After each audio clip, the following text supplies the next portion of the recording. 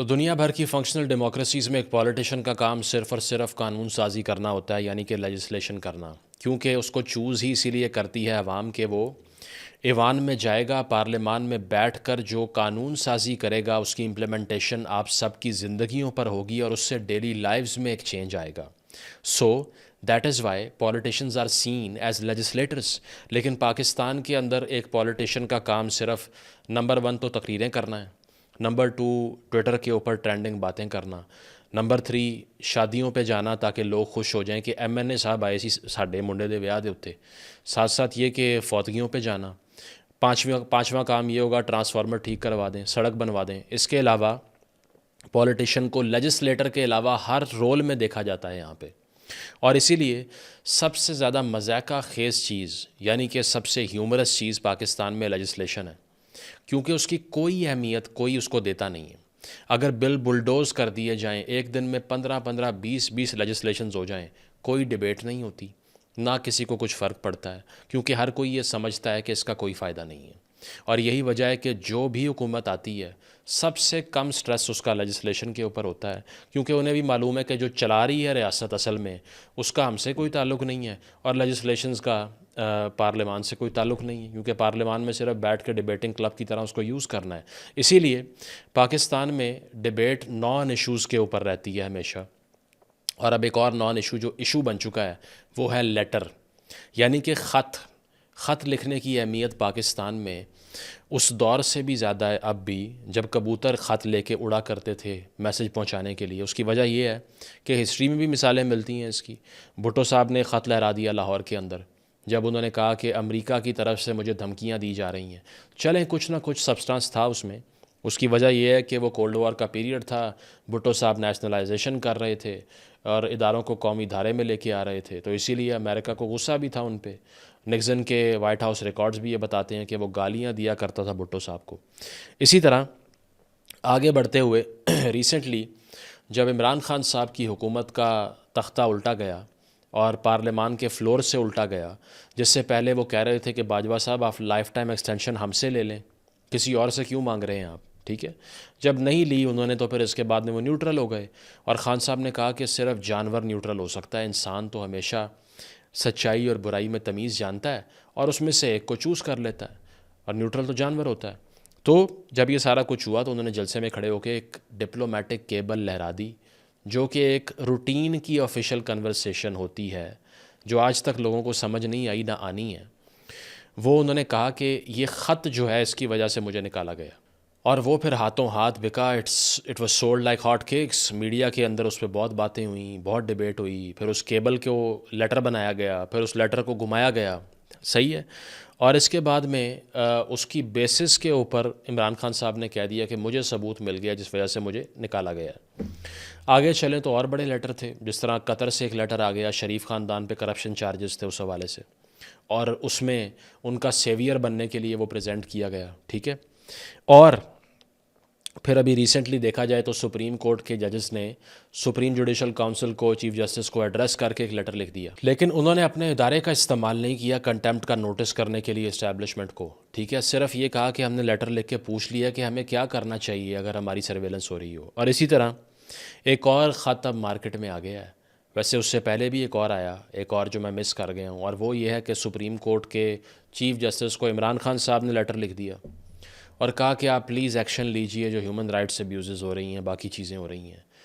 اور اب ایک نیا خط جو مارکیٹ میں آ گیا ہے تاکہ اس پہ قوم اس کو سیریس سمجھ کے اپنا وقت ضائع کرے. اور اب ایک اور خط جو مارکیٹ میں آ گیا ہے وہ عمران خان صاحب نے پاکستان کے chief of army staff Asim Munir صاحب کو لکھا ہے، اور یہ خط لکھ کر انہوں نے اپنے 6 نکات پیش کر دی ہیں، صحیح ہے. ویژن دے دیا اگلے 50 سالوں کا، اور باقی سب کو ہرا دیا. نیلسن منڈیلا بھی شاید سوچ رہا ہوگا قبر میں کہ اتنا ویژن تو شاید میرا بھی نہ ہو. اور اسی لیے کہ ایک آدمی جس کی ایک صوبے کے اوپر حکومت ہے اس وقت، بے شک وہ جیل میں ہے، میں ان کی سٹرگل کو ڈینائی نہیں کرتا کہ انہوں نے جیل کاٹی ہے پچھلے ایک پورے سال، لیکن ان کی پارٹی کا چیئرمین بھی ایگزسٹ کرتا ہے، صحیح، بیرسٹر گور صاحب. ساتھ ساتھ ان کی پارٹی کی ایک ریپرزنٹیشن سینٹ آف پاکستان میں بھی ہے، اپر ہاؤس میں، لوور ہاؤس میں بھی ہے، پارلیمان کے اندر ایک پورے صوبے کی حکومت ان کے پاس ہے. لیکن ان سارے ایونیوز کو چھوڑ کے، ان ساری لیجسلیٹو ایونیوز کو چھوڑ کے، ان سارے فارمل پروسیجرز کو چھوڑ کے انہوں نے کیا خط لکھ دیا آرمی چیف کو. اور جس طرح قائد اعظم کے 14 نکات تھے، اس کے علاوہ شیخ مجیب کے 6 پوائنٹس تھے، اب عمران خان صاحب نے بھی اپنے 6 پوائنٹس عطا فرمائے ہیں. اور سب سے پہلے تو یہ رسپانس آیا سیکیورٹی ذرائع سے کہ ہمیں تو خط ریسیو ہی نہیں ہوا، اور یہ کہا گیا کہ آپ نے جو پولیٹیکل بات کرنی ہے سیاستدانوں سے کریں، ہم سے نہ کریں. صحیح ہے. اور انہوں نے یہ بھی کہا کہ آپ اس طرح سے ڈیمیج نہیں کر سکتے ہماری ریپوٹیشن کو. تو انہوں نے کہا کہ بھائی ساڈے کول تے پہنچیا ہی نہیں، کنوں لکھتا ہے خط. تو اس سے اگلے دن پھر عمران خان صاحب کے آفیشیل جو فیس بک اکاؤنٹ ہے اس کے اوپر اس کی پوری ڈیٹیل شائع کر دی گئی. تو اب ہم اس کو پوائنٹ بائی پوائنٹ آپ کو بتاتے ہیں کہ کیا گفت و شنید فرمائی ہے عمران خان صاحب نے آرمی چیف کے ساتھ بات کرتے ہوئے. پہلی چیز تو دس ویری فیکٹ کہ جس اینٹی کے خلاف آپ انقلاب لا رہے ہوں اسی کو لیٹر لکھ کے پالیسی چینج کرنے کا جو مطالبہ ہے نا، یہ مجھے بہت انٹرسٹنگ لگا ہے. اس کی وجہ یہ اسی طرح ہے کہ بھگت سنگھ جو ہے نا وہ لیٹر لکھتا برٹش کوئین کو اور کہتا کہ پلیز پالیسی چینج کر لیں ہیں، یا یہ اسی طرح ہے کہ جارج واشنگٹن لیٹر لکھتا برٹش کوئین کو کہ آپ پلیز پالیسی چینج کر لیں، ہم نے یہاں انقلاب لے کے آنا ہے. یا یہ اسی طرح ہے کہ چے گویرا بھی لیٹر لکھتا سامراجی قوتوں کو اور کہتا کہ پالیسی چینج کر لیں، آپ بدنام ہو رہے ہیں.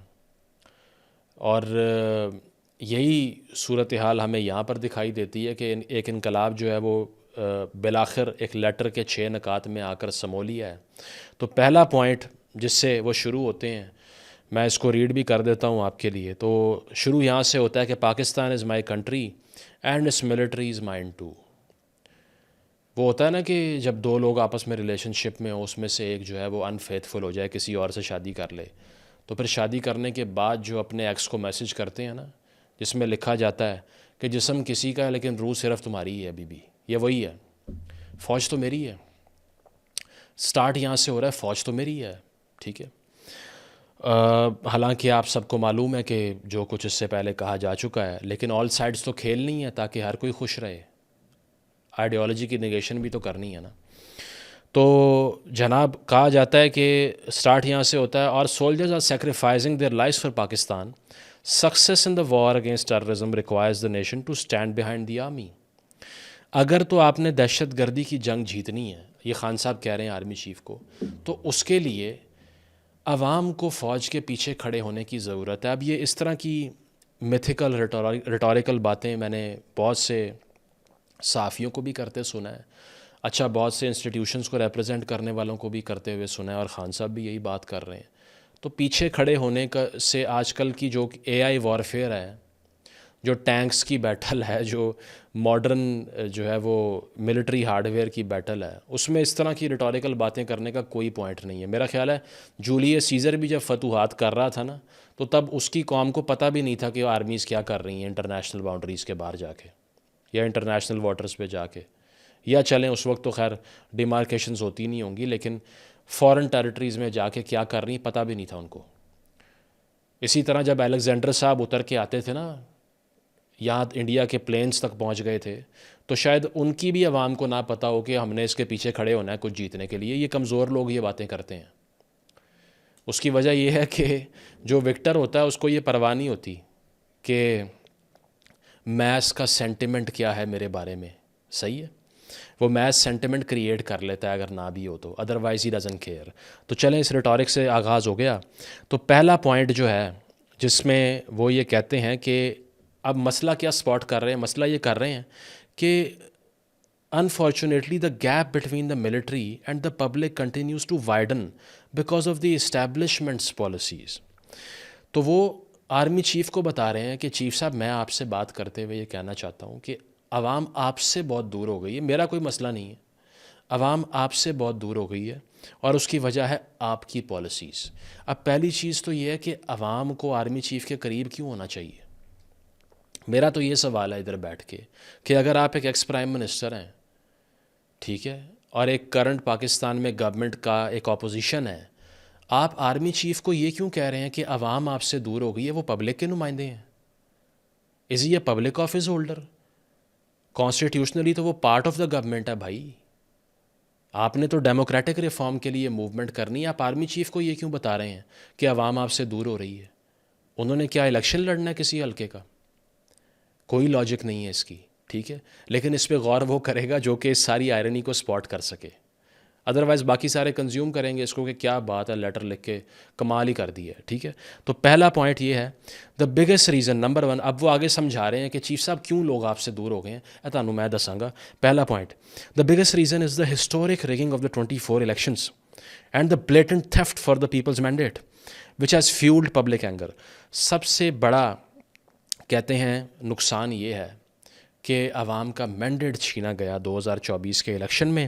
17 سیٹوں والی پارٹی کو حکومت تھما دی، پپٹ گورنمنٹ کوٹ ان کوٹ لکھا ہوا ہے، ٹھیک ہے. اس بات میں کوئی دو رائے ہے ہی نہیں کہ الیکشن میں ریگنگ ہوئی تھی. ہماری اپنی 8 فروری کی ویڈیو دیکھ لیں اٹھا کے کہ میں اس دن کیا کہہ رہا تھا. But coming from a man who is the product of such installations by the military establishment, صحیح ہے. تو بات وہی ہے کہ جو فریڈم دینے کو تیار ہوتا ہے وہی ڈیزرو کرتا ہے. یہاں پر یہ ہے کہ کہا جا رہا ہے کہ پہلی وجہ جس کی وجہ سے چیف صاحب عوام آپ سے دور ہو گئے ہیں نا، وہ یہ ہے کہ ریگنگ ہو گئی الیکشن کے اندر. اب یہ بات آپ ان کو کیوں بتا رہے ہیں؟ انقلاب کہاں گیا اس ساری صورتحال میں؟ مجھے سمجھ نہیں آتی.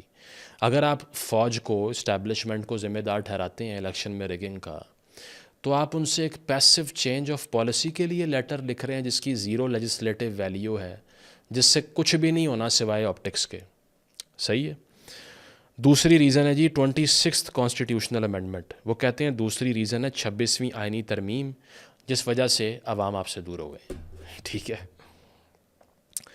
اچھا، تو آئین میں چھیڑ چھاڑ جو ہے اس کی وجہ سے عوام دور ہو گئے ہیں. یہ وہ پارٹی کا ایکس چیئرمین بات کر رہا ہے جس نے 2019 میں پہلے باجوہ صاحب کو 3 سال کی ایکسٹینشن اپروو کی، عدالت نے روک لی. اس کے بعد میں اس نے نون لیگ کو ساتھ ملا کے، P M L N People's Party کو ساتھ ملا کے 3 بل دونوں ہاؤسز سے پاس کروا لیے کہ ہم سب مل کے مہر لگاتے ہیں کہ باجوہ صاحب is the best man in the country and he should have another tenure. Army act میں دونوں ہاؤسز آف دا پارلیمنٹ سے، اپر لوور دونوں سے قانون سازی کروا دی. اور اس کا ریشنل کیا دیا؟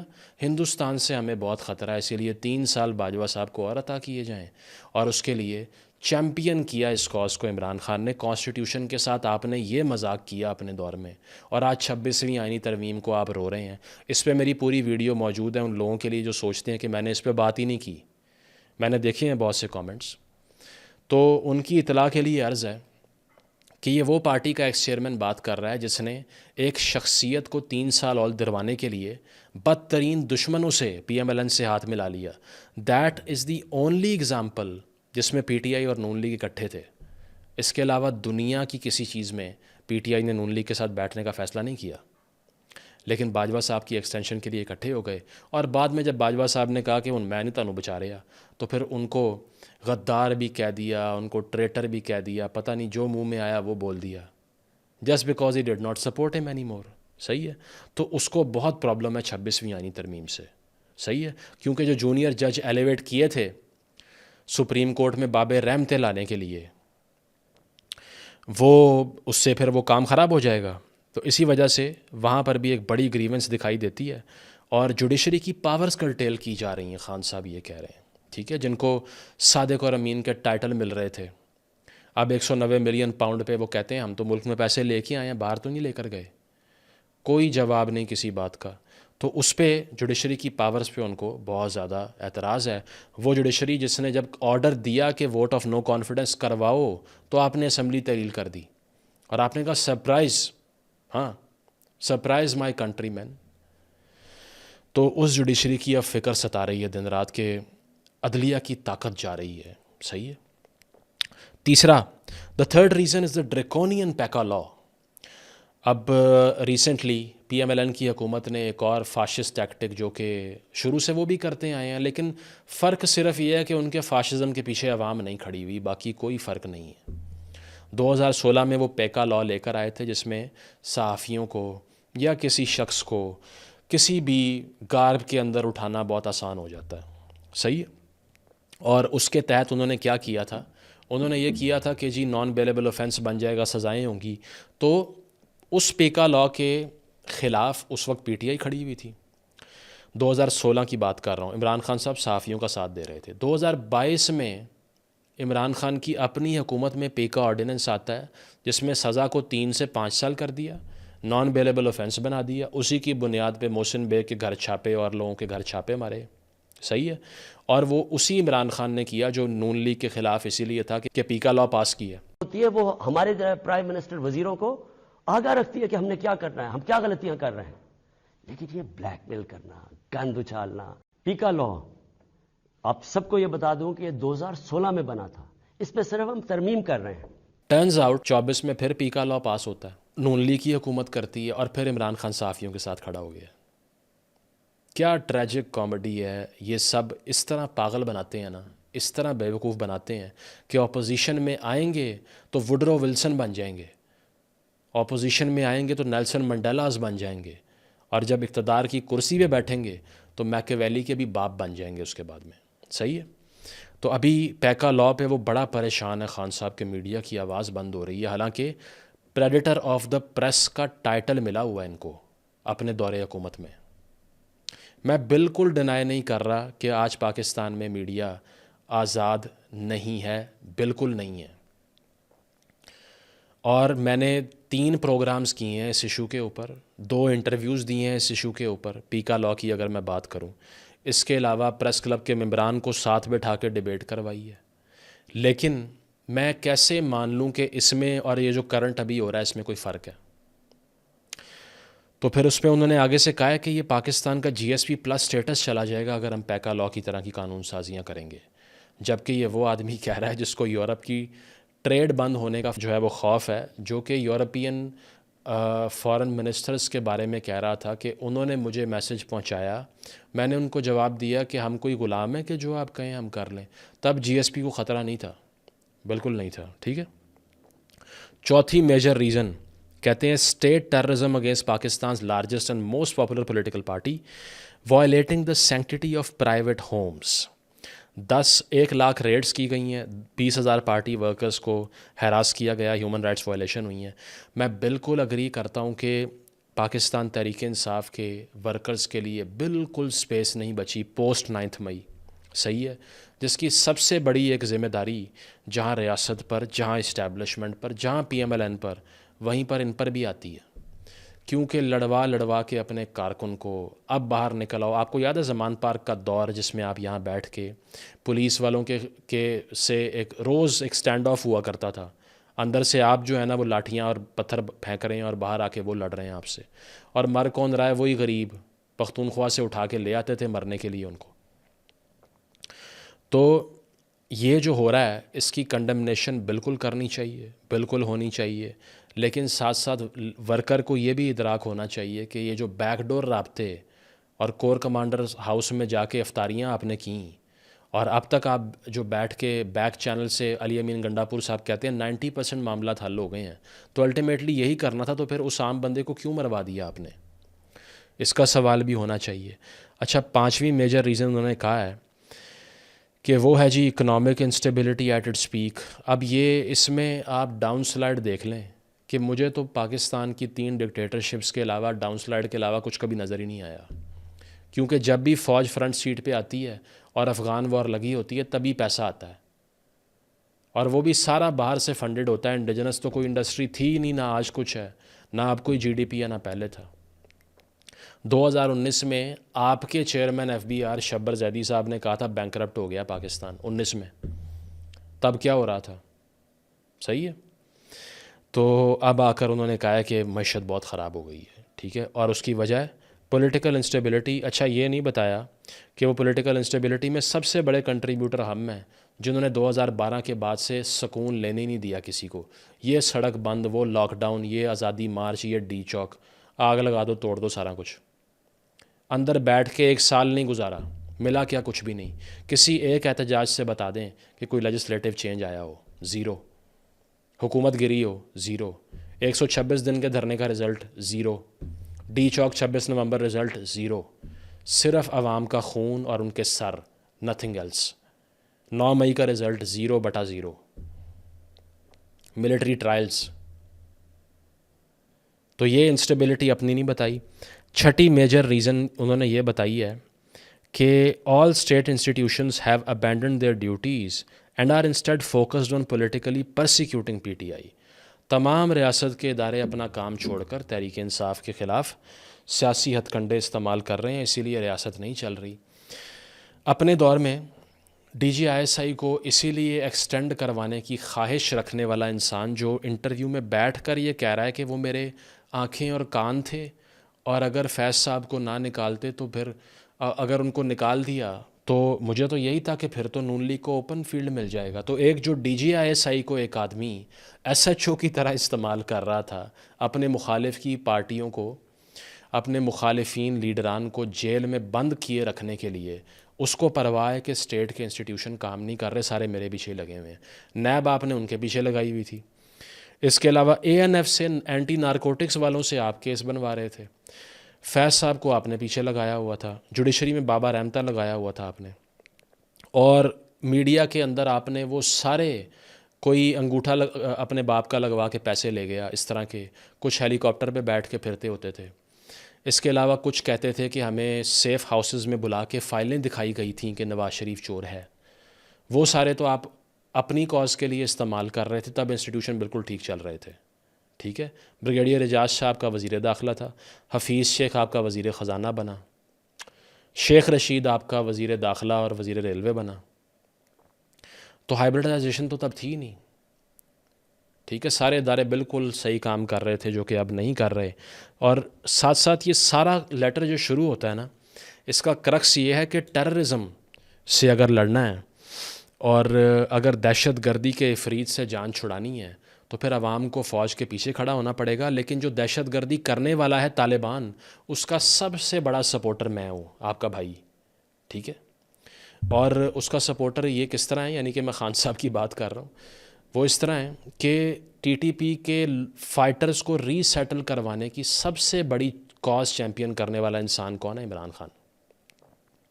جو سب سے زیادہ پرو طالبان سٹانس پورے سسٹم میں اس وقت رکھتا ہے وہ عمران خان ہے، جس کے وزیر اعلیٰ کو مبارکبادیں ملیں طالبان کمانڈروں سے، اس کا نام عمران خان ہے. جو اب بھی یہ کہتا ہے کہ ہم نے اصل میں بات کرنی تھی، اسی لیے اب گنڈا پور صاحب کہتے ہیں ہم اپنا مشن بھیجیں گے صوبے کا، وہ طالبان سے جا کے ڈسکشن کرے گا، جس نے یہ کہا کہ طالبان بالکل ٹھیک کرتے ہیں، غلامی کی زنجیریں ٹوٹ گئیں، اپنی بچیوں کو اسکول نہیں بھیجتے، کلچر ہے پشتونوں کا. یہ وہ ٹیررزم کے بارے میں تشویش کا شکار ہے کہ ملک میں دہشت گردی پھیل رہی ہے. جو پھیلا رہے ہیں ان کا سب سے بڑا سپورٹر ہے، جس کو ویسٹرن پریس طالبان خان کہہ کر پکارتی رہی ہے. اب آپ بولیں گے کہ ساری صورتحال میں پھر ہونا کیا چاہیے؟ دیکھیں، پہلی چیز یہ ہے کہ آرمی چیف کو خط لکھنے سے نا کسی کا آپریشن ختم نہیں ہو جائے گا. اس میں یہ آخر میں لکھا ہوا ہے کہ اچھا آپ پالیٹکس سے باہر ہو جائیں، اور ساتھ ساتھ یہ لکھا ہوا ہے کہ نیشنل سیکیورٹی ہرٹ ہو جائے گی اگر آپ اپنی پالیسی تبدیل نہیں کریں گے. تو دنیا کی تاریخ میں اگر آپ کسی کو اپریسر مانتے ہیں، اس نے ڈیلیبریٹ چینج آف پالیسی کبھی بھی نہیں کیا. نمبر 1، اس کو کرٹیل کرنے کے لیے عمران خان صاحب کے پاس سب سے بڑی آپشن کیا تھی؟ وہ یہ تھی کہ اپنے سیاسی مخالفین کے ساتھ بیٹھ کے ایک لارجر اسٹریٹجی ڈیوائز کرتے جس سے اسٹیبلشمنٹ کی پولیٹیکل سپیس ختم ہوتی. لیکن آپ نے اس سپیس کو اتنا بڑھا دیا پولیٹیکل کاز کو ڈیمیج کر کے کہ صرف اور صرف 4 خانوں میں اسٹیبلشمنٹ بچی اور کچھ بھی نہیں بچا. ایک تو 9 مئی کر دیا، ٹھیک ہے، اس کے بعد تو پریٹیکسٹ ہی ختم ہو گئے نا سارے، جن کی آوازیں بچی تھیں ان کی بھی رول بیک ہو گئیں. آج پاکستان اتھارٹیرین ریجیم ہے، یہ میں کیمرے پہ بیٹھ کے کہہ رہا ہوں. اور یہ صرف میں نہیں کہہ رہا، یہ انٹرنیشنل جو انڈیکس ہے ڈیموکریسی کا 2024 کا وہ کہہ رہا ہے. ہائبرڈ ریجیم تھی آپ کے دور میں، بڑھتی بڑھتی بڑھتی یہاں پر آ گئی ہے. صرف آپ کی انا کی خاطر کہ آپ نے کوٹ ان کوٹ یہ کہا کہ میں طالبان سے بات کر لوں گا، شریفوں اور زرداریوں سے بات نہیں کروں گا. کیا فرق ہے آپ میں اور ان میں؟ ایڈمنسٹریشن کے لحاظ سے مجھے بتائیں، کون سی آپ کے پاس ٹیم ہے جو کہ آج آپ واپس حکومت میں آئیں گے تو یہ سارے مسائل آپ حل کر لیں گے؟ کسی ایک ووٹر کا بتائیں جو جینون چینج کے اوپر، آپ کے کسی منصوبے کے اوپر آپ کو ووٹ دے رہا ہے، زیادتی پہ ووٹ دے رہے ہیں سارے. ساڈے خان نو چھڑ دیو، اس کو جیل سے نکال دو ورنہ اسی کو ووٹ دیں گے ہم. تو وہ تو آج نواز شریف کو جیل میں ڈال دو، کل وہ مشہور ہو جائے گا اس کے بعد میں، جس طرح تھا پہلے. ووٹ کو عزت دو، اس نے چھوڑا تو فارغ ہو گیا. اگر آپ ایک حقیقی ویژنری لیڈر ہوتے نا تو آپ کہتے ہیں کہ مجھے اس چارٹر آف ڈیموکریسی کا اب حصہ بننا ہے جس کے خلاف مجھے لانچ کیا گیا تھا. 2008 سے لے کے 17 تک نہ ہونے کے برابر سیاسی کیسز بنے. نون لیگ سمجھ گئی کہ اب پیپلز پارٹی کو اندر جیل میں رکھ کے حکومت نہیں ہو سکتی. پیپلز پارٹی سمجھ گئی کہ اب 18ویں ترمیم کرنی پڑے گی. اور ہوا کیا کہ جب اسٹیبلشمنٹ کو اتنا سٹرونگ تھریٹ پوز کرنا پڑا in the form of PMLN and people's parties alliance, تو پھر کیا ہوا کہ انہیں تیسری قوت کے طور پہ آپ کو لانچ کرنا پڑا اور آپ نے ساری سپیس ہی اڑا کے رکھ دی. آپ کا کام اس وقت یہ بنتا ہے کہ صرف ایک آدمی کو خط لکھیں جس کا نام ہے نواز شریف. آپ اسے یہ کہیں کہ اگر میں اس اسٹیبلشمنٹ کو خط لکھ کے ایڈریس کر سکتا ہوں جو کہ میرے مطابق یعنی کہ عمران خان کے مطابق میرے 1 لاکھ ورکرز کے گھر چھاپے مار لیے، 20,000 کو اریسٹ کر لیا، الیکشن مجھ سے چھین لیا، مجھے جیل میں ڈال دیا، تو آپ کے نزدیک اس اسٹیبلشمنٹ سے زیادہ برا تو نہیں ہے نا نواز شریف؟ کرپشن چارجز تو آپ ان کے اوپر بھی لگاتے رہے ہیں. تو پھر ان سے بات ہو سکتی ہے، اس سے نہیں ہوگی، کیونکہ اگر اس سے بات کر لی تو پھر تو کیا ہوگا، پھر اسٹیبلشمنٹ کا نقصان ہو جائے گا جو کہ کرنا نہیں ہے. کرنا کیا ہے؟ گیمکس کھیلنی ہے، صرف ڈیل مانگنی ہے اور صرف نیگوشیٹنگ ٹرمز پہ بات کرتے رہنا ہے، فلرٹ کرتے رہنا ہے. 1 step ahead 2 step back, 1 step ahead 2 step back, یہ کھیلتے رہنا. کبھی کہیں گے مجھ سے زیادہ فوج ضروری ہے، اگلے دن صبح سو کر اٹھیں کہیں گے کہ انہوں نے سب تباہ کر دیا. ایک دن شیخ مجیب کی ویڈیو اپلوڈ کریں گے، ایک دن کہیں گے کہ میں اتھارٹی دیتا ہوں کہ میرے لوگ جا کے بات کریں اسٹیبلشمنٹ سے. صرف ایک حل ہے اس سارے پولیٹیکل فیاسکو کا، وہ یہ ہے کہ آپ حصہ بنیں اس پروسیس کا جو 2008 کے بعد شروع ہونا تھا لیکن آپ کی وجہ سے نہیں ہو سکا، کیونکہ 2012 میں ہی آپ کا جو فتنہ پوری جو ایک مارچ لے کے آنے کا تھا نا وہ شروع ہو گیا تھا. تو یہاں پر سلوشن صرف یہ ہے کہ وہ پولیٹیکل فورسز جن کی یونٹی کو دیکھتے ہوئے آپ کو لانچ کر دیا گیا تھا، آپ کو الٹیمیٹلی انہی کے پاس جا کر بات کرنی پڑے گی. اسی لیے ایک ہی سلوشن ہے کہ آپ ان پولیٹیکل فورسز کو لیٹر لکھ کے ایڈریس کریں. آپ لکھیں نواز شریف کو اور زرداری کو خط اور کہیں کہ آپ کی جو بھی ڈس ایگریمنٹس میرے ساتھ ہیں، میری آپ کے ساتھ ہیں، لیکن ایک بات پہ اکتفا کر لیتے ہیں کہ ہم تینوں میں سے کوئی اسٹیبلشمنٹ کی گود میں بیٹھ کے اقتدار میں نہیں آئے گا اس کے بعد میں، اور نہ ہی اپنی سپیس سرنڈر کی جائے گی. اس کاز کے لیے میں آپ کے ساتھ بیٹھنے کو تیار ہوں. لیکن نہیں، اگر ایسا کر دیا پھر تو اسٹیبلشمنٹ کو نقصان پہنچ جائے گا جو کہ یہ پہنچانا نہیں چاہتے. یہ بھی سن لیجئے، ٹھیک ہے؟ اس کی وجہ یہ ہے کہ یہ صرف اور صرف پریشر ٹیکٹکس ہوتے ہیں اپیل کرنے کے لیے. عوام بیوقوف بن جاتے ہیں. کسی دور میں باقی ساری پارٹیوں نے بھی اس طرح ہی پاگل بنایا، پاپولسٹ آئے چلے گئے، فیول کون بنا؟ عام انسان. مرا کون؟ صرف وہ. اور اب بھی صرف اور صرف یہی ہے کہ اگر آپ کو لگتا ہے کہ آپ نے ان کی سپیس کو شرنک کرنا ہے تو وہ صرف پولیٹیشن سے بات کرنے کے علاوہ نہیں ہو سکتا. اور اگر ملک مشکل حالات میں ہے تو میں بالکل یہ مانتا ہوں کہ آج پاکستان میں میڈیا آزاد نہیں ہے، نہ فریڈم آف سپیچ ہے. میرا خیال ہے سب سے مشکل وقت ہے صحافت کرنے کے لیے، میرے اپنے لیے بھی، کیونکہ 9 مئی کے بعد سے جو رہی صحیح کسر تھی وہ بھی نکل گئی، ختم ہو گیا سب کچھ. تو یہ سارا کچھ کہتے ہوئے بھی، یہ مانتے ہوئے بھی کہ ہم اتھارٹیرین سٹیٹ کے انڈر زندہ ہیں، کیونکہ ڈیموکریسی انڈیکس یہ کہہ رہا ہے، میں نہیں کہہ رہا. مجھے یہ کم از کم معلوم ہے کہ اس برے وقت میں کسی بھی ایسی اینٹی کو سلوشن نہ سمجھ لوں جو کہ میری تباہی کے ذمہ داران میں سے ایک ہے، جس کا نام عمران خان ہے، جس نے پچھلے 12 سال میں بل جلانے کی، ریمیٹنس بند کرنے کی، سڑکیں بلاک کرنے کی، جلاؤ گھراؤ کرنے کی، مسوجنی پھیلانے کی، طالبان کی محبت پھیلانے کی اور اپوزیشن کو چوکوں پہ لٹکانے کی آرگیومنٹس کرنے کے علاوہ سیاست کی ہی نہیں. پولیٹیکل کلچر کو پلوٹ کر دیا، گالم گلوچ عوام کو برین واش کر دیا. تو میں بالکل یہ نہیں سمجھتا کہ آج مسئلے یہ نہیں ہے جو عمران خان صاحب کہہ رہے ہیں. میں 100% اگری کرتا ہوں کہ مسائل یہی ہیں، لیکن 101% اگری کرتا ہوں کہ آپ ان مسئلوں کا حل نہیں ہیں. جس طرح ایک ایڈکٹ ہوتا ہے نا، جس کو نشے کی عادت ہوتی ہے، جب اسے فٹس آ رہے ہوتے ہیں، جب اسے دورہ پڑ رہا ہوتا ہے نشہ نہ ملنے کی وجہ سے، تو اس وقت اس کو لگتا ہے کہ نشے سے بہترین سلوشن میرے ٹھیک ہونے کے لیے کوئی ہے ہی نہیں۔ ان سیاستدانوں کی مثال ایسی ہی ہے۔ آپ لوگ یاد رکھیے کہ جتنی بھی تکلیف سے آپ گزر رہے ہوں، جتنی بھی آپ کے اوپر غربت آ جائے، ٹیررزم کا آپ شکار ہوں، آپ کی آواز کو بند کیا جائے، آپ کو قوانین کی پاسداری کرنے کے باوجود کچھ نہ ملے، آپ کے رائٹ سپریس کیے جائیں، برے ترین حالات میں بھی ان سیاستدانوں کو سلوشن نہ سمجھنا، کیونکہ یہ بھی پھر آپ وہی ایکٹ کریں گے جو ایک ایڈکٹ کرتا ہے، اس حالت میں نشہ مانگتا ہے جو۔